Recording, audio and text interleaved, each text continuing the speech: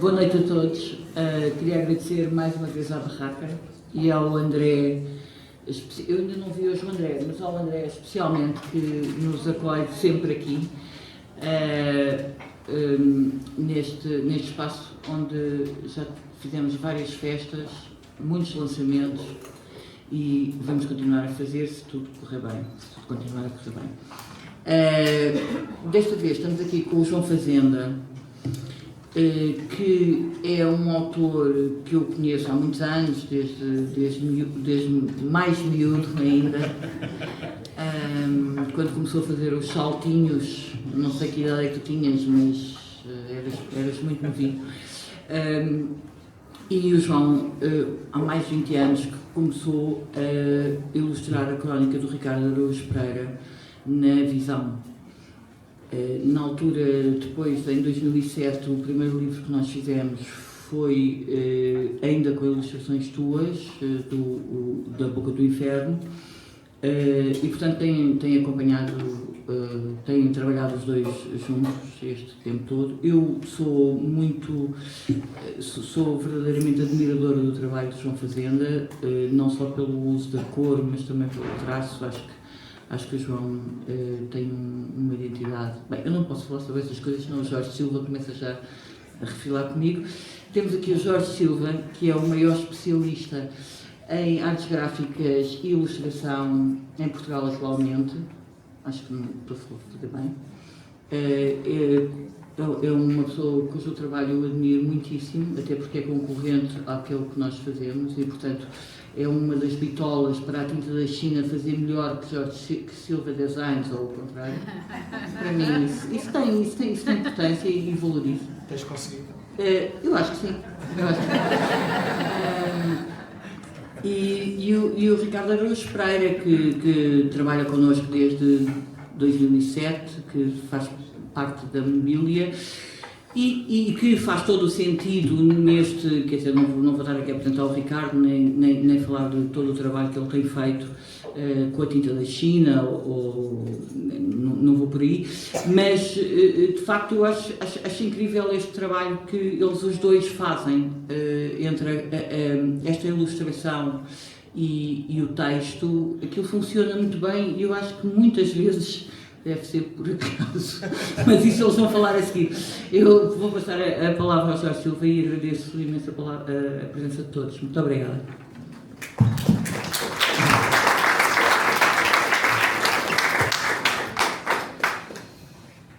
Penso que consigo falar sem microfone.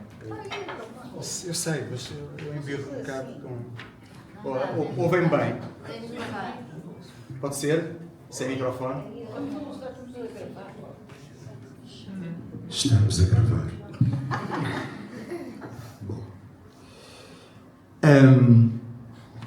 Há vários pensamentos e conclusões que eu tiro deste livro.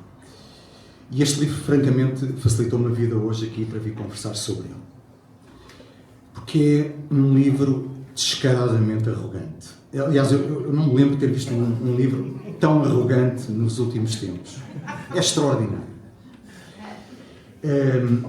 Bom, esse mérito é essencialmente do João Fazenda. E porquê? Reparem, num livro que só tem bonecos. Não tem as palavras que deram origem, supostamente, a esses bonecos. Mas tem títulos. Os bonecos têm títulos. Mas eu tirei isso a limpo há uns dias atrás. E o João confessou-me que aqueles títulos das ilustrações ou dos cartoons, e já vamos esmiuçar um pouco mais isso à frente, não são os títulos das crónicas que o Ricardo fez. São títulos criados pelo próprio João Fazenda. Mas não há um índice remissivo não há datas, não há nada.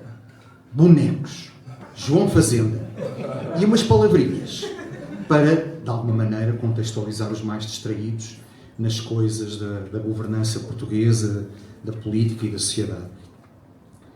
Ora, isto para mim é um exercício extraordinário, raríssimo no nosso meio editorial e muito bem-vindo.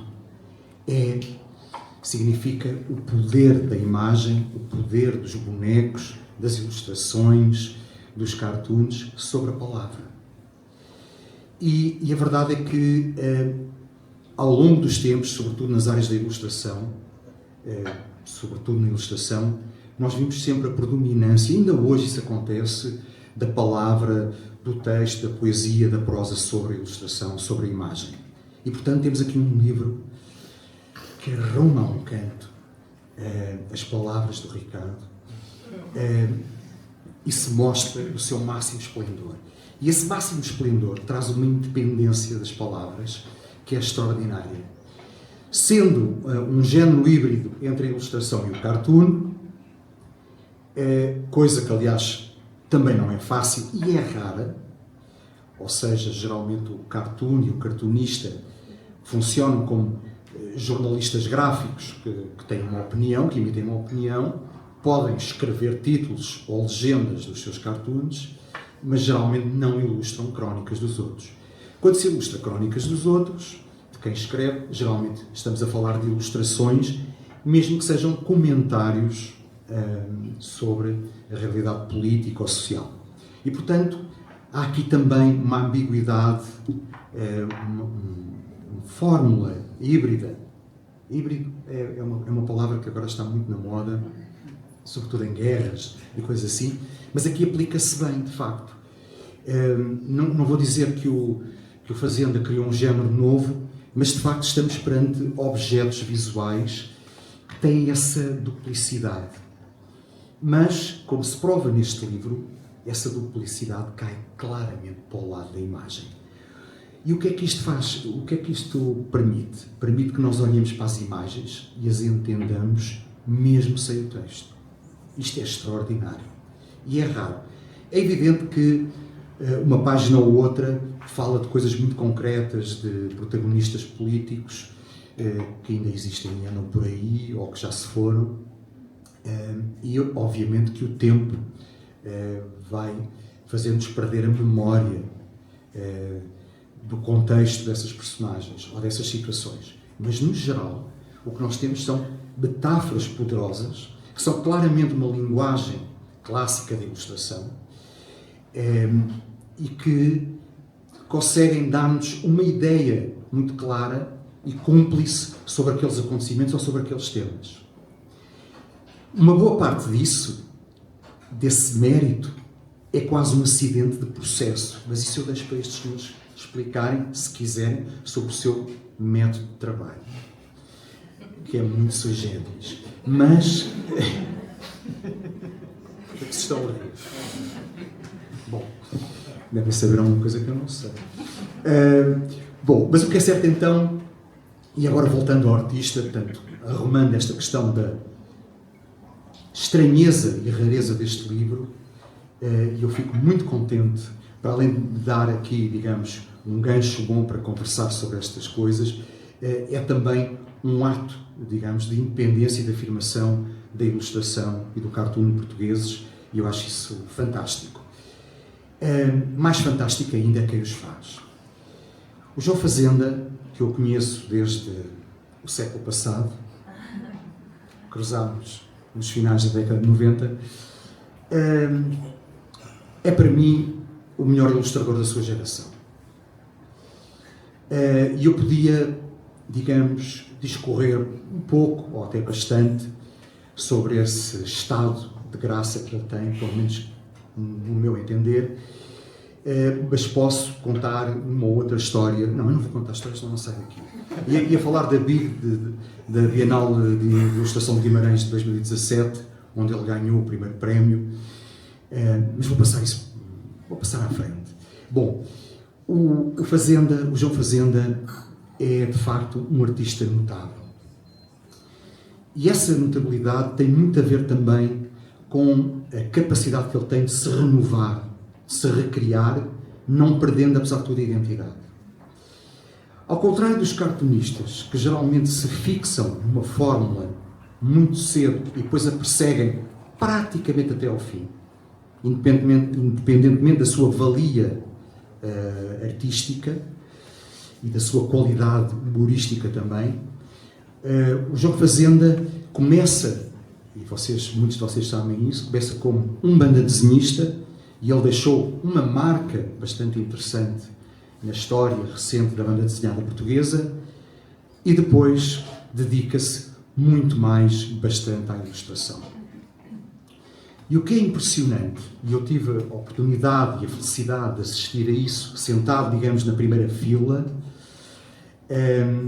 a verdade é que essa progressão, que eu acredito que está longe de acabar, não se deixem enganar pelos cabelos brancos dele e pelo menor grau de brancura do meu cabelo. Há aqui qualquer coisa que está errada. Mas, enfim, a verdade é que essa margem de progressão, eu julgo que não parou, não acabou, e o João Fazenda vai-se recriando, vai-se completando e vai aumentando também a sua pegada na cena da ilustração portuguesa contemporânea. Um dos seus principais atributos, ou a sua maior qualidade, tem a ver exatamente com o jogo de gato e rato que ele faz com o traço e com a mancha. E não é nada fácil para alguém que vem da banda desenhada, que geralmente está amarrada muito mais facilmente à linha, ao traço, libertar-se dessa amarra, dessa prisão que o traço muitas vezes é e que liquida, muitas vezes, alguns ilustradores, ou muitos ilustradores, no seu percurso artístico. Não acontece com o João Fazenda. Logo no princípio deste século, ele liberta-se, de uma forma gradual, liberta-se dessa escravatura do traço e ganha uma voz e uma persona na ilustração, de facto, muito originais, muito inspiradoras. É um artista que teve, talvez agora seja menos visível, mas houve aí uma fase em que teve seguidores, e de facto esse trabalho de construir imagens, de desenhar imagens, não apenas com o traço, muitas vezes é uma muleta em artistas mais preguiçosos, mas com manchas, com pinceladas, com um jogo de claro-escuro, de luz e de sombra, de positivo e negativo, de preto e branco, é de facto extraordinário e é muito único. Não é o único na história da ilustração portuguesa. Havia um artista nos anos 40 e 50, Manuel Lapa, que fazia isso também. E eu às vezes, olhando para esse artista, para esse Manuel Lapa, que foi um grande ilustrador e designer português, um pouco ancorado aos valores ideológicos do Estado Novo, coisa que obviamente o João Fazenda não é suspeito,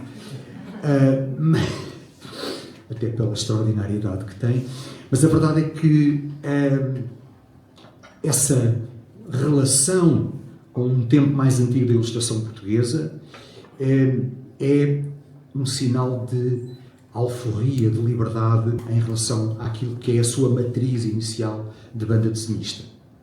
E agora temos-lo aqui como cartunista também.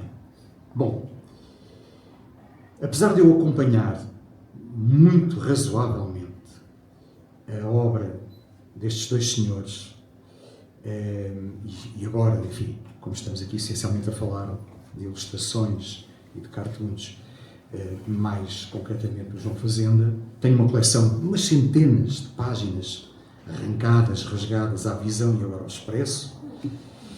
Houve uma perda clara da passagem da visão para o expresso, não para estes dois senhores, mas para os colecionadores, porque o raio do formato da revista do Expresso não cabe em lado nenhum.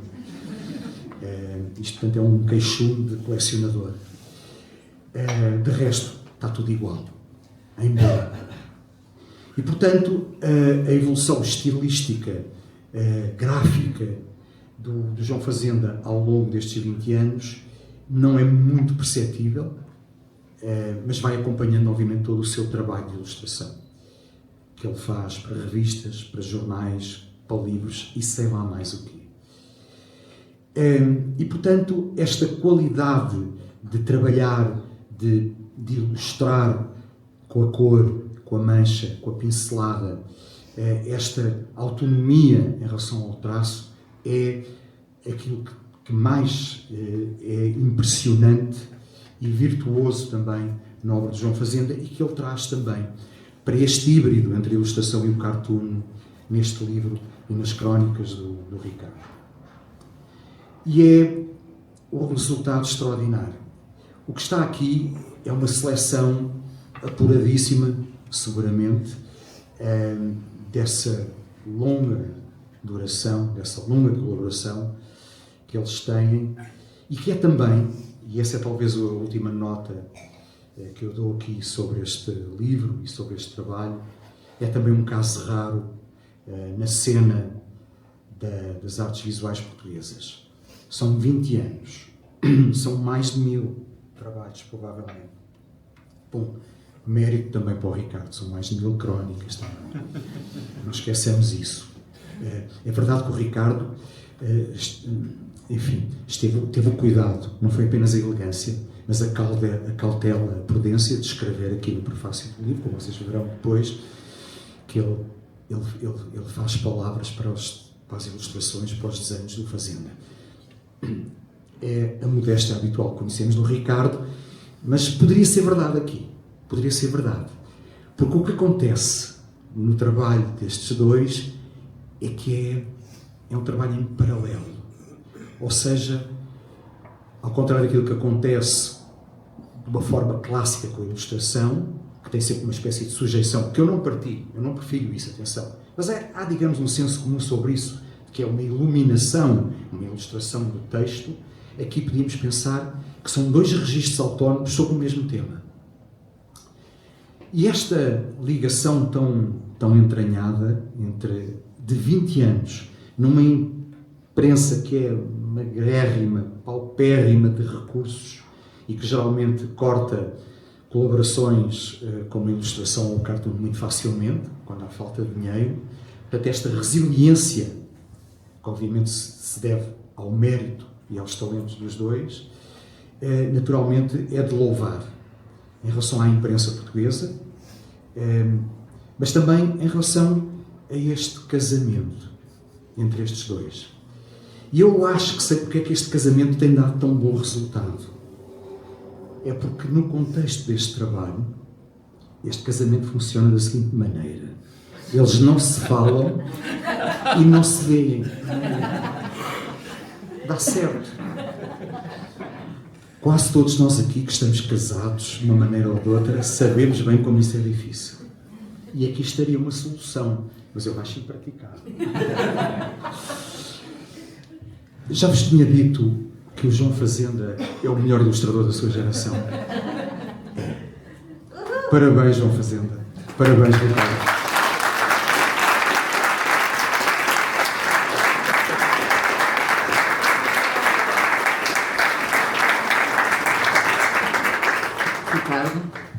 Olá, viva, boa noite. Há uns 20 anos, acho que foi mesmo há 20 anos, o Carlos Cáceres Monteiro, que era o diretor da Visão, convidou-me para escrever um texto na última página e disse: não há muitas coisas assim, um texto humorístico na última página, não há assim muitas coisas, se calhar a gente devia fazer aqui, devia ter uma coisa como, não devia ser só o texto, se calhar devíamos ter uma ilustração. Conheces alguém, sugeres alguém, e eu sugiro. Porque um tempo antes, não sei quando, não deve ter sido muito, tinha sido proposto a uma série de guionistas, a um grupo de guionistas ao qual eu pertencia, fazer para aquele festival de BD que há na Amadora, inventar uns super-heróis novos. E davam-nos um portfólio de artistas para a gente escolher com qual é que gostaria de trabalhar. E eu escolhi João Fazenda. Eu só conhecia desse portfólio, vi de que desenhos é que eu gosto aqui, e calhou-me João Fazenda. E então nós fizemos porque eu lembrava-me de ser... O meu pai guardou imensas revistas aos quadradinhos que tinha quando era novo. Eu tinha revistas do Super-Homem, por exemplo, que eram dele. E às vezes, naquelas histórias, o Super-Homem capturava, por exemplo, ladrões de bancos e ia depositá-los à esquadra. E eu lembro-me de pensar que aqui é um super-herói que tem super força e super velocidade. Até aquele sopro que ele tem que congela coisas e tal. E prefere estar ao serviço da alta finança quando podia, com os seus poderes, construir a habitação social muito rapidamente, construir com super velocidade, soprar, dar a segunda de mão para ser mais rápido. E então propus ao João que nós fizéssemos um super-herói que se chamava, que era o herói coletivo, que era uma estrutura grande, que era operada por um coletivo de pessoas. Estavam várias lá dentro. Eu tinha 20 e tal anos e por isso ainda não sabia que um coletivo de pessoas não se entende. Aquela canção que me faz sempre chorar quando eu ouço: o povo unido nunca mais será vencido. Infelizmente é falso. Mas então fizemos isso, fizemos o herói coletivo. E eu lembrava-me disso e sugeri que fosse o João Fazenda a fazer a ilustração. Eu tenho a impressão que o plano inicial era que eu escrevia a crónica, enviava para o João Fazenda, ele lia a crónica, refletia maduramente sobre ela e depois escrevia o texto que melhor a ilustrava. Em princípio, isso aconteceu, eu vou dizer, 3 vezes. A maior parte das vezes eu digo ao João qual é o tema e se calhar a ideia central, ou seja, aquilo que me fez escolher esse tema, digo-lhe a ideia central. Outras vezes eu digo-lhe apenas o tema. E o João lembrou-me há bocado que às vezes lhe envio um e-mail que termina com a frase "boa sorte". Sobretudo quando são coisas de linguagem. A minha matéria principal, a minha obsessão principal é a linguagem e às vezes por exemplo, no outro dia estava a pensar nisso, que nós na língua portuguesa a palavra tem plural, que é uns. Este livro tem uns desenhos. É um bocado bizarro que a palavra sendo tenha plural. Já a palavra dois não tem singular. Ninguém diz eu vi dois desenho. Eu escrevo isto, mando para o João e ponho para baixo. Boa sorte. Porque não concebo que tipo de desenho é que pode ilustrar raciocínios destes. Mas eles aparecem lá. Aquilo que eu digo nessa introdução é verdade. Quando a gente abre a página onde o texto está, a primeira coisa que as pessoas veem é o desenho do João. Ou seja, aquelas que se entretêm, que se dão a esse trabalho, que têm essa paciência, vão depois perceber como é que o desenho se relaciona, como é que o texto se relaciona com o desenho, e não o contrário. Porque é isso, não é? A questão é que eu acho o tema fascinante, sobretudo porque ele se relaciona com as matérias que me interessam e com o facto de, por exemplo, ainda recentemente está ali a Cristina Sampaio, que olhando para ela tem um ar tão beatífico, não é tão inocente. E o Ministro da Administração Interna fez queixa dela, ligou para a RTP a fazer queixa dela por causa de uma maldade que ela fez com lápis. E portanto a ideia de que desenhos, uma coisa tão aparentemente infantil, às vezes ostensivamente, propositadamente infantil, possa ser perigosa para algumas pessoas, interessa-me muitíssimo. E porque é isso, não é? Por exemplo, nós em português dizemos muitas vezes: queres que eu te faça um desenho? Quando alguém não está a perceber o que a gente diz, queres que eu te faça um desenho? E essa pergunta parece presumir 2 coisas que eu acho que são falsas. A primeira é que é fácil fazer um desenho. Não é.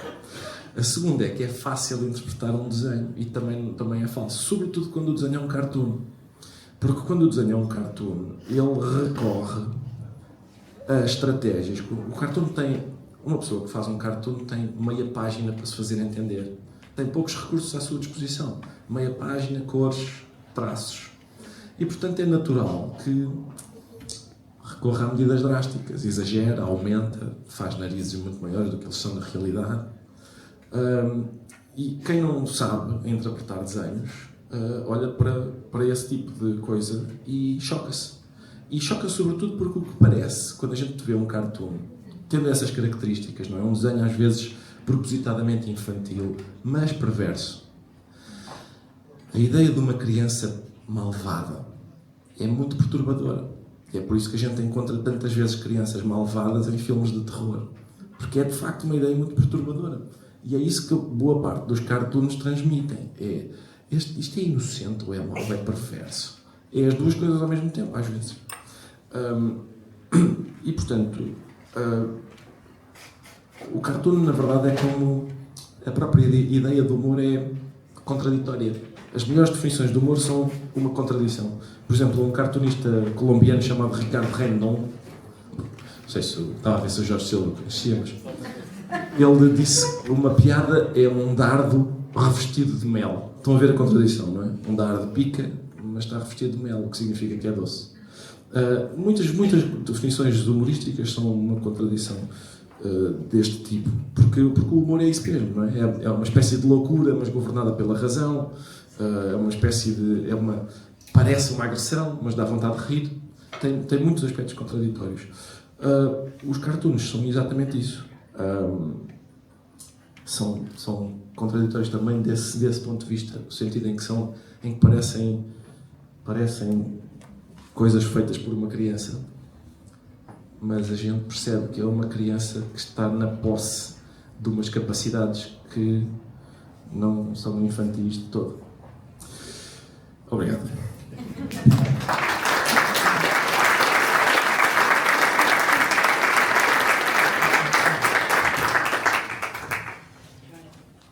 Bom, depois disto tudo, boa noite a todos. Obrigado por terem vindo aqui nesta noite fresquinha. Eu, como não tenho a bagagem e o andamento destes dois senhores, trouxe uma coisa escrita e vou tentar fazer isto de uma forma airosa, porque enfim, não queria esquecer-me de nada. Então, da praxe, começar com os agradecimentos, e eu quero agradecer a todos que estarem aqui hoje, à Barraca por nos acolher, à Bárbara Pilhosa e a toda a equipa da Tinta da China, que tinha um catálogo respeitável até agora, e que no momento de fraqueza, que note-se, eu estou muito agradecido, decidiu editar um livro só com imagens. Quero também agradecer muito ao Ricardo e ao Jorge por terem aceitado o convite para vir aqui falar um pouco sobre o livro. Em parte por causa do Ricardo e do Jorge, em parte por causa do Ricardo que me tornei cartunista e por causa do Jorge que me tornei ilustrador. Enfim, arranjaram-me problemas. Nunca sei responder bem quando me perguntam qual é a minha profissão. E normalmente, quando do outro lado percebem que faço bonecos, deixam de me levar a sério. Às vezes os meus filhos também têm esse problema na escola quando perguntam o que faz o pai. Talvez como autor de livros consiga melhorar um pouco a minha imagem. Por outro lado, essa falta de gaveta calha bem ao que vou fazendo. Dá uma grande liberdade de movimentos e permite, por exemplo, repensar aquilo que eram ilustrações nas páginas de uma publicação como cartoons, como o Jorge também explicou. Também me permite olhar de forma lúdica, irónica e crítica para o mundo, e no caso deste livro, para a arena mediática, política, cultural, a grande arena da vida pública. O Ricardo fala num traço infantil e perverso. Bom, há qualquer coisa de infantil, de linguagem primária no desenho, sem dúvida, o que o torna muito imediato e universal. Parece um superpoder. E se calhar por isso parece perigoso. Bem, eu não sei se é bem assim. É sem dúvida um poder de desmontar e remontar o brinquedo escangalhado, que é o mundo, como fazem as crianças inquietas e curiosas com algumas coisas. Deixa lá ver como é que isto funciona. E depois, quando tentam remontar, já é outra coisa. Estes desenhos também são um pouco isso. Remontam partes do brinquedo de maneira diferente, podem ajudar a ver o brinquedo de uma maneira diferente, mas temo que não o consertem. Mas não é por isso que os deixaria de fazer, claro. No meu caso, o desenho sempre foi uma forma de participar nesse jogo, de ir a jogo. Fazer imagens para a imprensa semanalmente sobre a atualidade e mais uma metáfora aqui, desculpem-me, defeito de profissão, é entrar num carrossel de notícias, figuras, episódios, que são a coisa mais importante do mundo naquele momento e de que é urgente tratar, com prazos apertados, que implicam uma grande disponibilidade mental e flexibilidade de movimentos para conseguir dar conta do recado. No meu caso, ter a edição quase a fechar e em poucas horas precisar de ter uma ótima ideia sobre aquele assunto menor, sem grande importância, sobre o qual toda a gente tem uma opinião muito forte. A crise na banca, os partos na estrada, a enésima vida do Sócrates, etc. Ou então sobre assuntos realmente importantes, como a chegada do GPS, o Black Friday, a língua destas canções, os cigarros eletrónicos. E aqui deixem-me dar o crédito ao Ricardo, que sabe perceber bem o que importa no final de cada semana e, sabendo tratarem-se de temas delicados, difíceis para desenhar, termina a mensagem que trocamos sobre o tema das crónicas, como ele já disse, muitas vezes com boa sorte. Bom, dizia, fazer imagens para a imprensa, para conseguir dar conta do recado, é preciso ter uma ótima ideia, fazer dela uma imagem brilhante e entregar o boneco a horas. Coisa pouca. Atenção, isto não está normalmente no contrato. Isto era no mundo ideal. Claro que isto acontece, digamos, às vezes não corre mal. E este livro reúne precisamente alguns desses bonecos que correram melhor. Aquilo que se chama um best-of. Um best-of de uma colaboração que comecei com o Ricardo em 2004 na Visão e que agora continua no Expresso. E que escusado será dizer, mas eu digo na mesma, nunca esperei que durasse tanto tempo, dada a precariedade e instabilidade da imprensa do nosso país. Aqui aproveito para mandar um abraço e a minha solidariedade à redação da Visão, que também passa por tempos difíceis. E esta colaboração, com esta longevidade e continuidade, é uma sorte e um privilégio. Uma colaboração que sempre foi a mais livre e independente possível, como já perceberam, e isso eu agradeço ao Ricardo, e também por isso, lá está, me tornei cartunista, porque essa liberdade de tratar um tema de modo independente do texto me permitiu criar, nos dias bons, estes cartoons. 20 anos de colaboração, data redonda, é um daqueles momentos que se prestam a fazer este tipo de balanços, os best-ofs. Também foi uma boa oportunidade para organizar finalmente as várias pastas que tinha dispersas nos discos externos, com as centenas de imagens feitas ao longo destes anos chamadas Visão, Visão Finais, Visão 2008, Visão 2007 e agora Expresso, Expresso iPad, etc, etc. Bom, resultou bem, tenho tudo mais organizado e fiquei tão entusiasmado que agora talvez comece a organizar as pastas de fotografias da família. Bom, confesso também a verdade que durante muito tempo não pensei em reunir este trabalho em livro.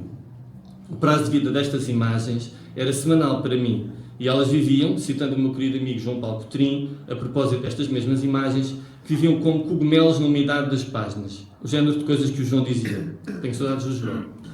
Eu sempre gostei das imagens impressas nas páginas e fui seduzido cedo pelo encanto daquela ideia das páginas da imprensa de hoje servirem para embrulhar o peixe amanhã. Tudo verdade. No entanto, há uns anos, expus algumas destas imagens fora dessas páginas e elas ganharam outra leitura, outra vida. Não disse nada ao Ricardo, peço desculpa.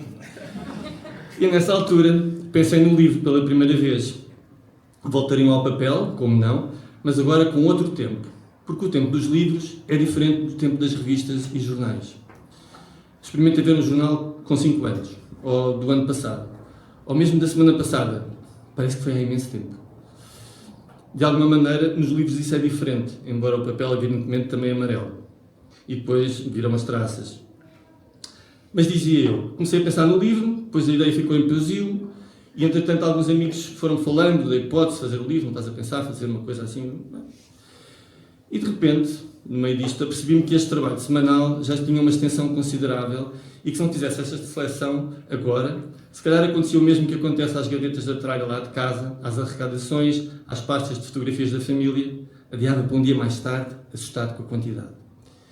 E foi já a pensar no formato de livro, ao regressar a estas imagens, que reencontrei esse tempo passado, das páginas da imprensa, o que acabou por ser o fio a ligar esta seleção. Reencontrar o tal carrossel de notícias, figuras, episódios, mas já sem a urgência do fecho semanal, pelo contrário, com a perspectiva que a distância temporal dá às coisas. E confirmei as suspeitas que há coisas que se repetem, que fica sempre muito por resolver, e que o tal brinquedo continua escangalhado, apesar dos remendos. Mas atenção, eu não pretendo que este seja um livro nostálgico. É só um livro para nos rirmos e lembrarmos das figuras que fizemos, para memória futura. O Tom Zé cantava um mundo escangalhado, tecnológico, num disco chamado Defeito de Fabricação. Para escaparmos a esse destino tecnológico, frio, de ecrãs, parafusos e metal, canta que é preciso dançar. Ora bem, desenhar para mim também é dançar. E o cartoon é uma forma de tirar peso e seriedade ao mundo, como a dança. Há uma ligação qualquer entre riso, humor e a dança. Se calhar passa pela leveza, não sei. Mas vocês terão a oportunidade de o descobrir já de seguida, a folhear o livro ou a dançar ao som do DJ Ventilan, que vai dar música a esta casa. Quem quiser autógrafos também se arranja, que eu tenho aqui uns carimbos bem fixes para tratar disso. Obrigado.